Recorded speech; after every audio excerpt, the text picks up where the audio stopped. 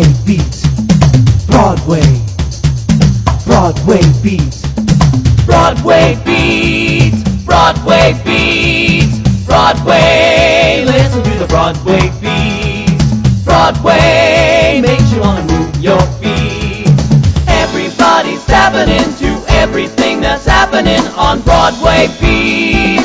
Broadway Beat. Broadway Beat. Broadway Beat. Hello, I'm Richard Ridge. Welcome to Broadway Beat. We're at the Bryant Park Grill for the opening night celebration of one of this season's most eagerly awaited new musicals, Mamma Mia, otherwise known as the ABBA musical. Joining me tonight as my co-host is producer-director Richard J. Alexander, who purchased the Be the Host of Broadway Beat auction package at last year's Broadway Cares Equity Fights AIDS flea market. It is my pleasure to welcome to Broadway Beat Richard J. Alexander. Hi, my name is Richard J. Alexander. I'm here for Broadway Beat. We're at the opening night party of Mamma Mia, the biggest thing to hit Broadway in a long, long time. The show opened in London in April of 1999 and has been selling out ever since. It's toured across America, Australia. It's been a blockbuster everywhere. And tonight, the ABBA musical, as they call it, opened at the Winter Garden, where I personally suspect it's going to be a tenant for a long, long time. Tonight, you're going to meet a lot of the stars of the show. I'm losing my voice because it's been such a wild party here at Bryant Park Grill. And you're going to have a great time, so enjoy the show. I was cheated by you, and I think you know it. So I made up my mind, it must come to an end. Look at me now, will I ever learn? I don't know how, but I suddenly lose control. There's a fire within my soul. Just one look and I can hear a bell ring. One more look and I forget everything. Oh, Mamma Mia, here I go again. My, how can I resist you? Mamma Mia, does it show again? My, just how much I miss you. Yes, I've been broken hearted. Lose the day we parted. I should not have let you go. We have Judy Kramer here, who is the producer, the sort of lead producer on Mamma Mia, who has taken this all the way from London, across Canada, across the United States, and tonight to Broadway. You know we've been through a wild time here in New York. I don't have to tell anybody who's watching. Tonight is a particularly great night for Broadway. What did it feel like for you tonight? It was very exciting. It has been, obviously a very tough time for everyone, but I think everyone's really looking forward to Mamma Mia, and the audience tonight certainly went crazy. Now for you, I know this from my Les Miserables experience of different companies and things. Do you feel something a little special about Broadway, or do you feel that would be a terrible, mean thing to your other cast, or how do you feel tonight? I think all the companies are very special, and of course Louise Pitre and Tina Madigan, who star in this company, were from our original Toronto company, but they're a very special company, and I think a company that's very special for Broadway. Broadway's kind of going to claim them as their own. I suspect you're going to be a tenant at the Winter Garden for a very, very long time. What do you think? God, I hope so. These are very good friends of mine. These are the folks from Decca Records. They did the original cast recording of Mamma Mia, and I asked them to say a little bit about their recording, obviously, and what it felt like tonight to be part of the Broadway audience. First of all, Kevin, introduce yourself to everybody. Kevin Gore, president of Universal Classics. Tell us how the show was tonight. Show was great, fantastic. This is my fourth time. I saw it in San Francisco and in London. It's a fantastic show. Everybody had a great time, clapping, singing, dancing. A lot of fun. Right, and this is Amy Gautreaux, who's also at Decca and the new mom of two beautiful twins. I happen to know that. How did it feel to be there tonight? It was wonderful. I wish I could have brought the twins with me. It was such a bright moment and everything that's happening right now. Great. Kevin, just tell us a little bit for the audience, because you've been doing a lot of reissues. You do a lot of Broadway cast recordings, I know, because you've been kind enough to give them to me. They're pretty fantastic. But Is there anything coming up that you're particularly excited about, or any reissues that the audience should know about? Well, I'm trying to think off the top of my head, and I'm not thinking very well off the top of my head, but this cast album's been out. We actually put it out last year when we started with the San Francisco premiere, the first U.S. date, and it's been selling like hotcakes, and now that it's on Broadway, we think it's going to go crazy. So, Amy, you might want to We have the new cast recording of By Jeeves coming out, and we have reissues, as we always do, of the London cast recording of Bye Bye Birdie. We had a wonderful reissue that came out fairly recently of Connecticut Yankee, or is it a Yankee in Connecticut? I forget. Connecticut Yankee. Yes, which is really a wonderful reissue. Down the aisle we had.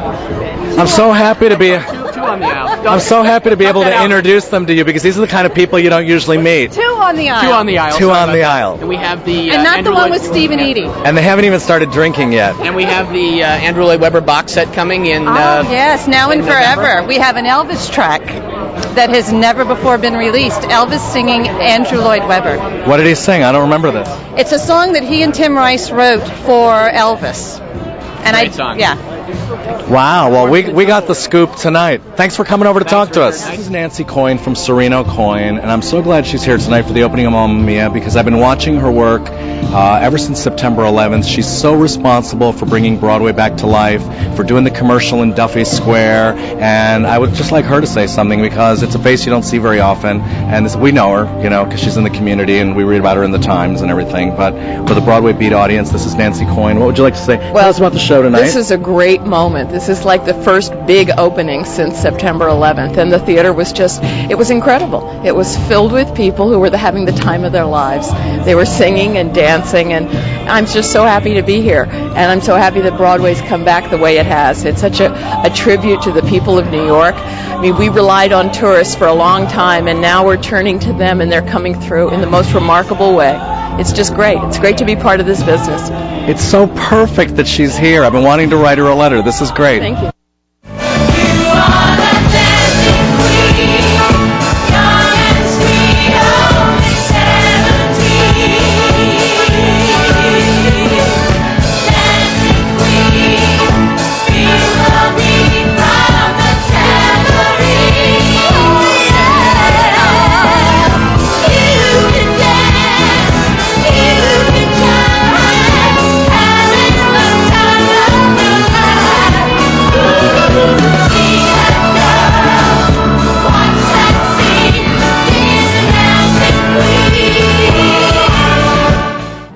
Okay, I'm here with Jim Dale, who's worried about speaking because he's a Tony nominating committee person, or a Tony voter. Which is it, nominator or voter? I'm a nominator. Oh, nominator. Well, as Jim Dale, as a performer tonight, did you have a good time at Mamma Mia? Oh, well, who couldn't have a good time? No, we had a great time. Unfortunately, I didn't know all the songs, which was a great pity, because my wife kept nudging me, saying, why aren't you tapping your foot and doing that? But I thought it was just a great ball of fun. Everybody in it seemed to be enjoying themselves so much, and I think that's what we need at the moment. It doesn't matter how irrelevant anything is. This is what we need, a whole ball of fun after what we've had to go through in New York and throughout America. And this is perfect timing for Mamma Mia. And I hope everybody comes to New York to see it. We're here with Bjorn Ulvaeus of ABBA. I'm sure everybody's asked you about the music. We know everybody loves the music. We know the audience sings along. We know they've gone crazy for the show, from London to Australia to San Francisco. I just want to ask you point blank, are you just... I mean, you're not new to Broadway. You had the chess experience. Are you just dumbfounded by this phenomenon? I mean, does it just make you happy to wake up and think about this every day? You know, it does. Every day I wake up, I think, oh yeah, there's Broadway happening. There's the West End. There's all of that, and plus I have new projects in mind. So, yeah, it's great. And why it's happening, I have no idea, but the fact that it is happening. Now, I haven't read the reviews in New York. Are they out already? Nah, I think, in a couple of hours or so they'll be out. It sort of really doesn't matter. A $27 million advance, it's phenomenal. I think you're going to be the longest tenant in the Winter Garden since Cats. What does that feel like? Oh, if that is the case, I feel wonderful, because it is the most beautiful theater in New York. It's wonderful, yeah. They beautifully refurbish it. I also have another question for you. Obviously, they're going to translate this because it's an enormous success. They will translate this into other languages. Does that mean that just the book will translate, but the songs will stay in English? Or have the songs been translated in the past into other languages for hit radio? I'm unaware of this fact. No, well, in the very beginning of our career, which was 74, 75, we recorded a couple of songs like Waterloo in other languages, but since then, nothing apart from Spanish. And I'm in complete control over this, so I will not allow them to translate anything into any other language, other than I think that this is, I'd like to hear this. And we're doing it. We're having an experiment right now with Holland. So it's being translated into Dutch, and later into Japanese as well. But I'll watch that closely to see whether I like it or not. Right, that's interesting. Now, people still love chess. They still want to do it. They do it in concert. They're still trying to figure out what happened. What do you think? I mean, do you want to see chess again? Would you like to see it mounted again? Is it close to your heart? How do you feel about it? It's very close to my heart, and while I've been doing auditions for Mamma Mia around the world, I hear actors and singers always coming up to me like saying there's that, a Freddie. Yeah, exactly. So what we're doing a revival of chess in Stockholm in February next year, with a slightly revised story. And if that works, we'll translate it back, and then, of course, my ultimate goal would be to come back here with it. Well, it's an honor and a pleasure to meet you. Enjoy your party and your triumph on Broadway tonight. Thank you very much. Okay. I'm here with Karen Mason, one of the stars of Mamma Mia, and I just have to say unabashedly, Karen is one of the most beloved people in New York City. She really is. She's been around for a while. Everybody knows she understudied and was walking around the Beeper, Midtown Manhattan, when she was covering for Betty Buckley and for Glenn Close in Sunset Boulevard.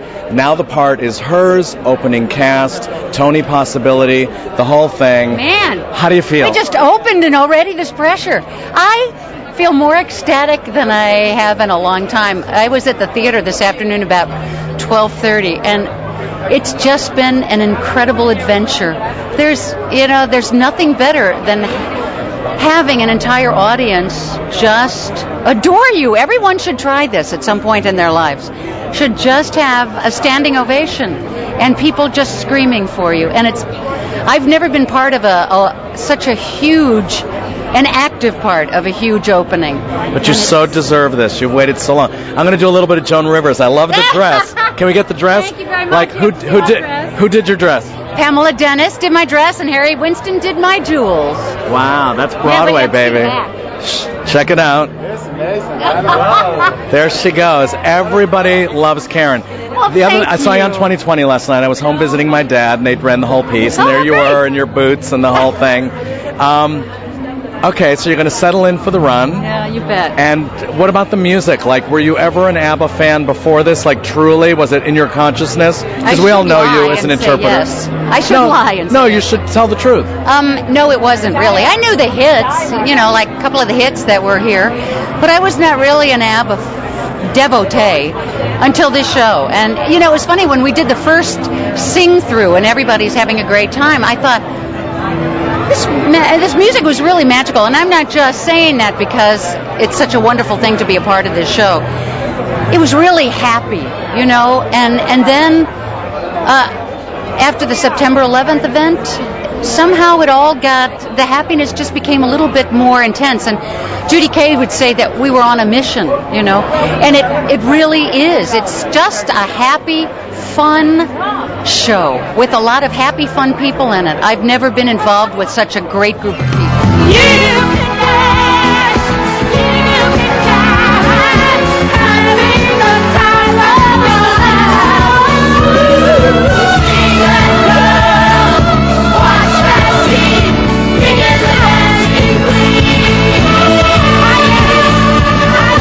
Okay, we're here with Judy Kaye. This is another one, probably one of the most beloved people on Broadway. The Tony Award for Phantom of the Opera. Gonna make me cry. Ragtime.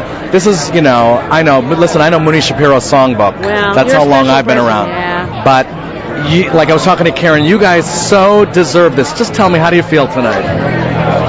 I'm so elated. I'm having just the best time. I kind of had to be talked into this whole thing. I wasn't sure that it was right for me, and I was right for it. And I am so grateful that it all worked out because. But you are such a fun-loving gal. I can't imagine. I am, and I'm more fun-loving because I'm working with my girlfriend Karen. We are having such a good time with she and I and Louise. I saw you guys on 2020 last night. I've directed Louise twice in Les Mis, as you probably know. Yeah, she did. Just tell me like a girl thing about you guys, like about the chemistry. It is so good. We are sharing really secret things that we can't talk about in front of anyone else because they are too embarrassing. That is true. And shortly we'll be going shopping together, which is big trouble for New York. Tell me about the necklace you're wearing, which is pretty knockout. Thank you. Well, I am from the Southwest originally, and I've been collecting this beautiful Native American, that's what we want to call it. This is Navajo, and this is Zuni, but my father gave this to my mother when they first moved to Arizona before I was born, and she gave it to me. So it's called a squash blossom. I think you're the only lead girl here tonight, not with borrowed jewels. No, this is my own. There you go. Let's get the outfit here because we got the other girls. Congratulations. Judy, thank you, and congratulations. Thanks for talking to us. Thank you. We're here with Katherine Hickland, huge daytime star, who I catch every once in a while and leave her phone messages about, that character of Lindsay. So you're here. Now, is it true? Is this actually your first Broadway opening night you've ever been to? It's the first Broadway opening night I've ever been to. And how is that possible? You're such a fan of Broadway and you've starred on Broadway yourself. Because you have to get tickets to these things. And I just never think of calling anybody. So your press agent wangled it? She did. And I have to say, it was about the most thrilling thing, really. I saw it in London and I loved it, but it was just powerful. Now, do you think it's because you knew people like Karen Mason and Judy Kaye, or you just had a better time? No, I just think that because there's a war going on, that anything that can take my mind off of that war for 3 hours it's amazing, I just didn't think about it, and I'm happy, and it stayed with me. Now, do you have an eye on that show for it to go in as a replacement? I'd have to go back into some serious voice work for that. Those girls were fierce. That's not what I'm asking. I'm asking were you eyeing it? Yeah. See, do I know my girls or what? I was eyeing it, yeah. Well, have a great time at the party. Thanks for talking to us. Okay, all right, bye. We're here with the director, Phyllida Lloyd. Now, I'm going to try not to bore you because I know you've been interviewed to death. But I want to know one thing. You walk up to that winter garden, you know you're going to be the longest tenant since Cats. What does that feel like? If we are even, tenants for even half as long as Cats, we'll be incredibly happy and very lucky. Are you just blown away by the success of this? I mean, we know it's a phenomenon, but what does it feel like inside your head to you? It's been, incredibly successful in Australia, London, and Canada. We came here absolutely with no illusions about the competition, the stakes being very high here, and also the events of the last month. And I think we're just sort of very relieved and very kind of humbled that people here are receiving the show with the same joy maybe that they are in other parts of the world. So at the moment I just feel like, oh my God, we got through it, and not in any way triumphant, but just full of delight. That we've got that wonderful theatre, and that people seem to be enjoying it and understanding it. Now, I was speaking to one of your actors earlier. I won't identify him, but I was saying, in terms of an actor prepares for this type of show, he claimed that you dealt with it exactly as if you were directing Hamlet. Can you sort of pontificate on that a little? I think somebody once said, I'll try not to be pretentious, but I think it was Goethe that, Faust was something like a very serious jest, and I think that's the way in which we've approached this. It's very, very tongue-in-cheek. We try not to take it too seriously, but underneath it is something quite profound about lost parents and identities and lost lives and the past meeting the future. And also I wanted the actors to really own the material, and for it not to feel like a British show that the American actors were having to just sort of cookie cut clone those things that we'd done before. So I just tried to get them to rehearse it as if the material had never been done before. I thought the story was sort of Shakespearean, actually. Yeah, no, and that's deliberate. The idea of, they're coming to this island, everybody's coming here with some kind of history, some past, some secret, and everybody who comes to the island gets transformed. And the fact that it takes place in 24 hours, is quite a classical idea. 3 fathers, she has to choose between the 3. It could be, it's a mixture of elements of The Tempest and Merchant of Venice and maybe Midsummer Night's Dream. What about the whole experience? Like when you auditioned and you found out you got this, what's the journey been like? Has it been crazy? I auditioned in November, so it's been a year. And I found out in April that I got the job. And I live right around the corner from the Winter Garden, so I've been seeing the billboard go up and watching the theater change. And every minute I've been appreciating every minute of it. It's been incredible. It's a good time to appreciate things. Yeah, definitely. Definitely been such a gift.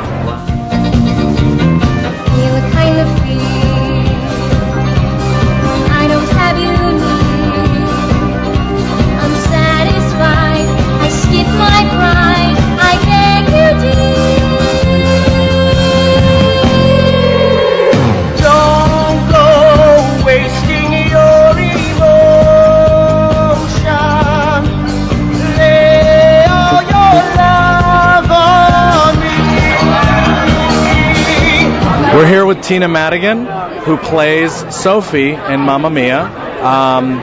You played it on the road before coming. Were you excited when you actually found out you were headed to Broadway? I mean, I'm sure you were nervous. I was so excited. Yeah, absolutely. I've been looking forward to this now for a while, and I never thought the part would come my way, but I said my prayers and God answered them, and so did the directors and the producers, and I'm having a ball. I love it. Now, did you know you were coming to Broadway, or there was that moment before you found out? No, I didn't know that I was coming to Broadway. I mean, I had sort of said, hey, if you don't find anybody, or can you keep me in mind? But they thought they wanted an American, and Are you from Canada? I'm from Canada. All right. St. John's, Newfoundland, and somehow the dice rolled my way, and I'm very happy. I love New York.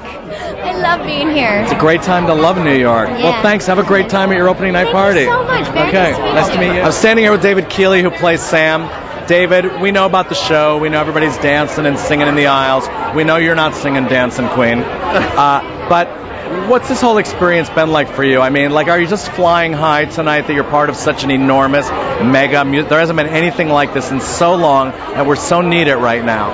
Yeah, we all need it right now, and it's just blowing my mind. I mean, I'm kind of in shock, It's just extraordinary, the response that the show is getting, and what came off tonight was just, I've never experienced anything like it in my life. What about work preparation for a show of this nature? How is it different from you, in that actor prepares sort of thing from most shows? It isn't any different. The director, Phyllida, Lloyd, just treats this show as if we were doing Hamlet.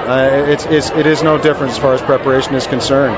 And that's what's so terrific about it. It really grounds it, and it makes it real. And that's why I think it's so fantastic. Okay. This is such a happy moment for me personally, because I've worked with this girl twice, 2 productions of Les Miserables. This is Louise Pitre, who tomorrow, at this time, everybody's going to know her name. All right, just tell us, what do you feel like? Oh, God, I don't know how I feel. I feel fantastic. I've gotten my bearings back a little bit. I lost it after Winner Takes It All. I sang that last note, and they yelled, and I thought, okay, this is it. I want to just melt in a puddle right here. Now, let's do the dress, because we did the other girls. Show us the dress. And tell us who did the dress and the jewels. David Rodriguez did the dress. He's a young, hot designer in New York. The jewels are by Christian Say, T-S-E, from California. So, and the shoes are Stuart Weitzman. There you go. My little Barbie shoes. Now, the other girls have told me a little secret. I want you to give me a little bit of girl chemistry information. I talked to Karen, I talked to Judy, they gave me the scoop. Give me a little bit of the girl thing. How you guys getting on there? You know what? I walked in first day of rehearsal, and I heard people talk to me about Judy Kaye. And I went to see Karen Mason perform in Chicago. And I thought, okay, I'm dealing with 2 pretty hard ladies here. And they thought the same thing as we talked later. We are three strong women.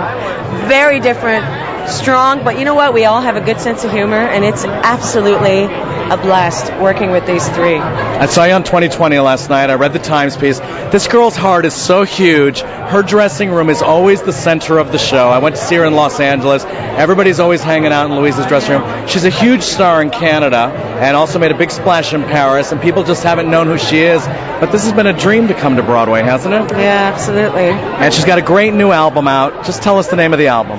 All of my life has led to this. And it's great. I actually sent her an email because it's a beautiful album. But I want you to introduce us to your husband. Yes. Because I had lunch. My husband, Joe Matheson. Right. Who's an actor, singer, dancer as well. Right. Who is here with me tonight. He wasn't supposed to be here. When I had lunch with Louise, she was very blue because her husband wasn't going to be able to be here for her Broadway opening. Yeah. So, you know this is a dream come true for her. How do you feel? It's a dream come true for both of us, and I'm just living vicariously through her now. Yeah. Now, you know you have one of the most beautiful, talented women as a wife, right? Oh, I knew that a long time ago, but I'm not doing too badly either, it's as you can see. after seeing her in this dress, I think now I'm just happier. I caught her at a weak moment. And It's going to be a good night at home tonight. Yeah. And they have a little cabin somewhere, like hidden in Canada. Louise, I'm just so thrilled for you. Is there anything you want to tell these people that don't know you? Oh, God, come and see the show. Go see any show on Broadway, every show on Broadway. It's happening. It's alive in New York right now. It's the best place to be. So come and spend your money in New York now. Go enjoy your husband and the party. Thanks for talking to us. All right. I was cheated by you, and I think you know when. So I made up my mind, it must come to an end. Look at me now, will I ever learn? I don't know how, but I suddenly lose control. There's a fire within my soul. Just one look and I can hear a bell ring. One more look and I forget everything. Oh, Mamma Mia, here I go